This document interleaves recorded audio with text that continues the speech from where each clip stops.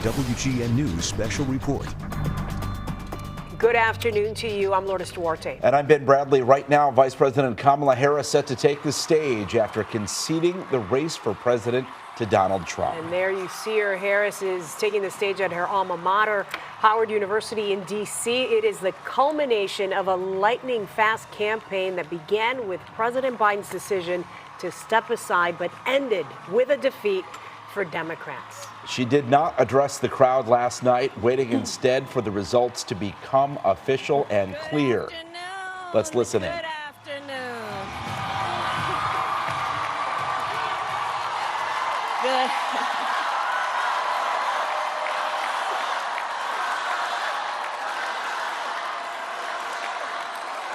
Good afternoon, everyone. Good afternoon. Good afternoon. Good afternoon. Thank you all. Thank you, thank you. Thank you, thank you. So let me say, and I love you back. And I love you back. So let me say, my heart is full today.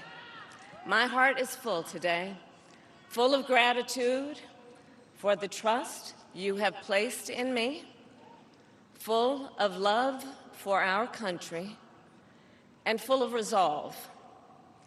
The outcome of this election is not what we wanted, not what we fought for, not what we voted for, but hear me when I say, the light of America's promise will always burn bright. As long as we never give up, and as long as we keep fighting.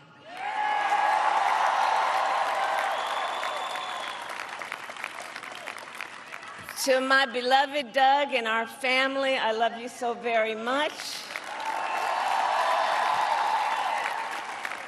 To President Biden and Dr. Biden, thank you for your faith and support. To Governor Walz and the Walz family, I know your service to our nation will continue. And to my extraordinary team, to the volunteers who gave so much of themselves, to the poll workers and the local election officials, I thank you all. Look, I am so proud of the race we ran, and the way we ran it, over the 107 days of this campaign. We have been intentional about building community and building coalitions, bringing people together from every walk of life and background, united by love of country with enthusiasm and joy in our fight for America's future. And we did it with the knowledge that we all have so much more in common than what separates us. Now, I know folks are feeling and experiencing a range of emotions right now. I get it. But we must accept the results of this election. Earlier today, I spoke with President-elect Trump and congratulated him on his victory. I also told him that we will help him and his team with their transition, and that we will engage in a peaceful transfer of power.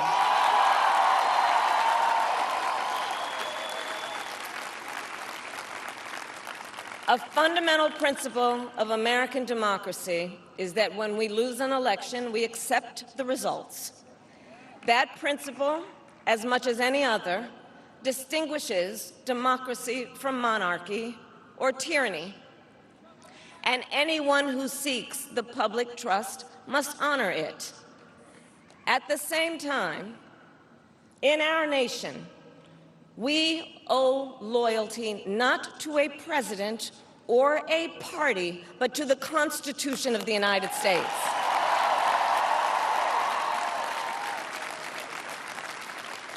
And loyalty to our conscience and to our God.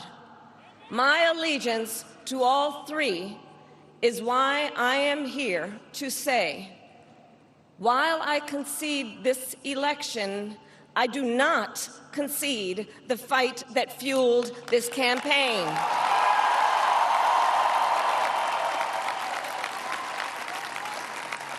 The fight for freedom, for opportunity, for fairness, and the dignity of all people. A fight for the ideals at the heart of our nation, the ideals that reflect America at our best. That is a fight I will never give up.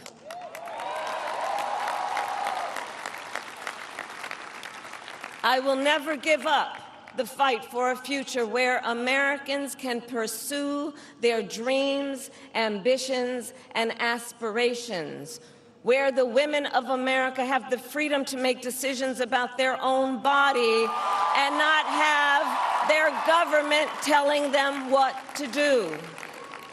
We will never give up the fight to protect our schools and our streets from gun violence.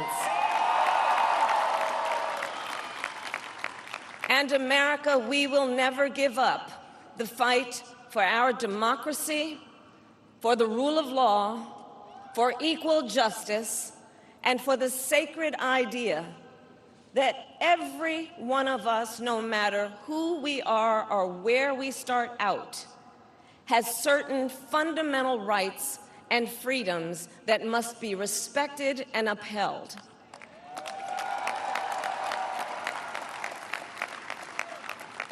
And we will continue to wage this fight in the voting booth, in the courts, and in the public square. And we will also wage it in quieter ways, in how we live our lives, by treating one another with kindness and respect, by looking in the face of a stranger and seeing a neighbor, by always using our strength to lift people up, to fight for the dignity that all people deserve. The fight for our freedom will take hard work, but like I always say, we like hard work. Hard work is good work. Hard work can be joyful work. And the fight for our country is always worth it. It is always worth it.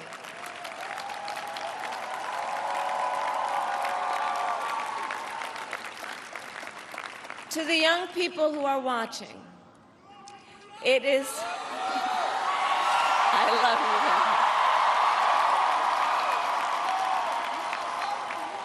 you. To the young people who are watching, it is okay to feel sad and disappointed, but please know it's going to be okay. On the campaign, I would often say, when we fight, we win. But here's the thing. Sometimes the fight takes a while. That doesn't mean we won't win. That doesn't mean we won't win. The important thing is don't ever give up. Don't ever give up. Don't ever stop trying to make the world a better place. You have power. You have power. And don't you ever listen when anyone tells you something is impossible because it has never been done before.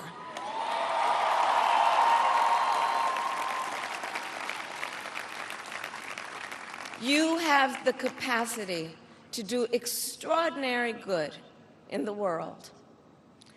And so to everyone who is watching, do not despair.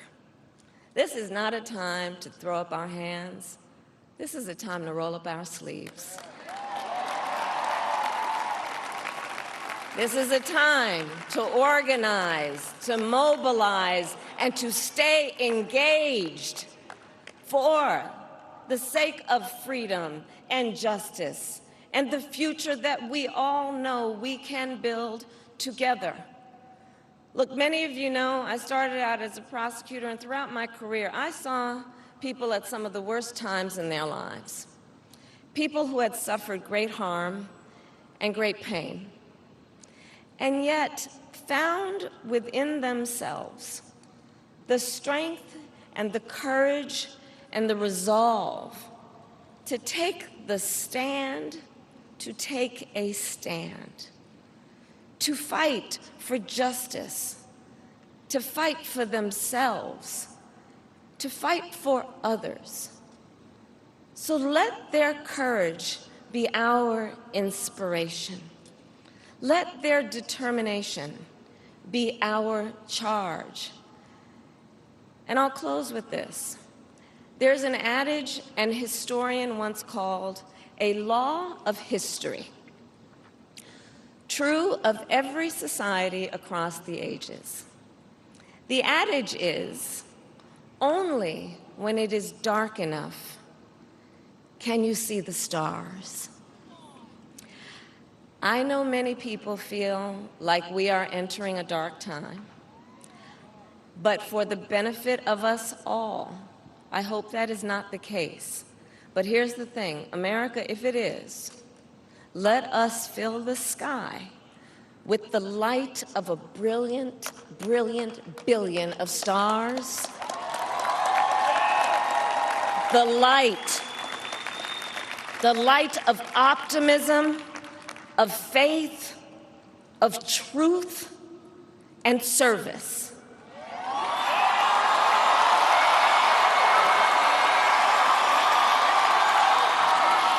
HU.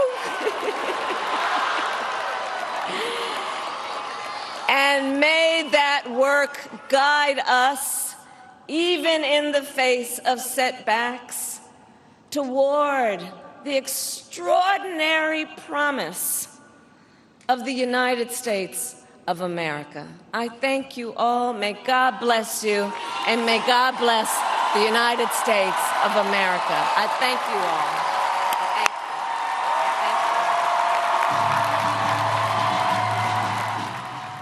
Kamala Harris doing something Donald Trump did not do 4 years ago. She conceded defeat, she called her opponent, and she promised to help with transition. She also spoke those 7 words Donald Trump didn't. She said, quote, "We must accept the results of this election." Quite a remarkable speech this afternoon. Some of her biggest quotes of the afternoon: "The light of America's promise will always burn bright as long as we keep fighting." Joining us this afternoon is Paul Lisnek, as well as our political reporter Taman Bradley, to weigh in on that speech. I'll begin with you, Paul. Give me your initial thoughts. Well, she came out to concede, and she did that. She came out probably to send a message to Donald Trump, and she did that as well, talking about the importance of concession and a proper transfer of power. She also said, when we lose, we accept the results. That was clearly for Trump. But she also, I think, let us know she's not leaving the stage.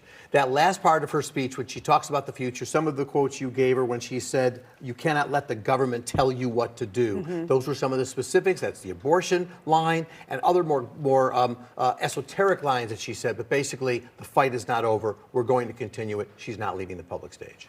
Bernie Sanders was out with a statement saying that in previous elections, the white working class had abandoned the Democratic Party.